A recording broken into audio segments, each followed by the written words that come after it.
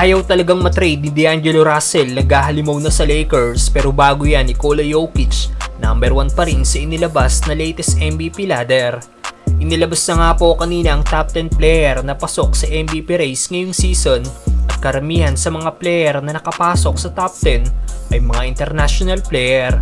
Pasok nga po bilang number 10 si Domantas Sabonis, number 9 naman si Bam Adebayo, pang-8 ang Sixers guard na si Tyrese Maxey, pang-7 naman si Tyrese Haliburton, pang-6 ang Wolves guard na si Anthony Edwards, pasok na rin sa top 5 si SGA ng OKC Thunders, pang-4 si Jason Tatum, pang-3 naman ang current MVP na si Joel Embiid, pang-2 ang Dallas superstar na si Luka Doncic. At ang nagrarank bilang number 1 ay ang 2-time season MVP na si Nikola Jokic na nag-average ngayong season ng 29.7 points, 14.1 rebounds, number 1 ngayon sa NBA at 9.2 assists per game.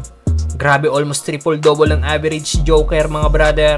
Number 1 din sa West ang team ni Jokic sa Denver Nuggets, tabla sa record ng Dallas Mavericks. Kahit walang isa pang star player ng team na si Jamal Murray. Sang-ayon ba kayo sa top 10 rankings ng MVP mga brother? Samantalang D'Angelo Russell ayaw matrade sa ibang team. Trending nga pong balitang interesadong kunin ng Lakers ang Bulls guard na si Zach LaVine bilang isa pang star player na iti-team up kina LeBron at Davis. Ayon din sa report, nakasentro ang nasabing trade kay D'Angelo Russell at ito ang ipapalit kay Zach LaVine. Pero mukhang gustong magstay ni D'Lo sa Lakers at ayaw matrade sa ibang team dahil ibang laro nga po ang ginagawa nito sa Lakers ngayon at kita ang aggressiveness sa gameplay ng nasabing Lakers guard. Ngayong season nag-average nga po si D'Lo ng 18.4 points, 3.4 rebounds at 6.5 assists per game na may 39% shooting sa 3-point area.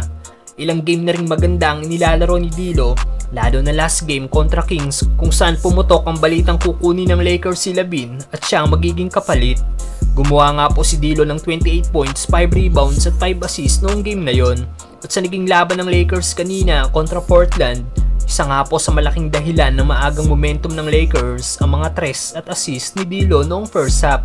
At nagtapos ito na may 14 points, 3 rebounds at 6 assists na may 4 of 7 sa 3-point area. Sang-ayon ba kayong matrade si D'Lo mga brother?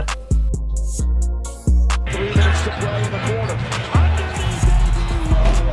It's the combination of Russell to Davis. Count it! Hi, LeBron. LeBron now trying to bully his way in. He throws it down with 2 hands. Reeves again. Is that D'Angelo again? Come on.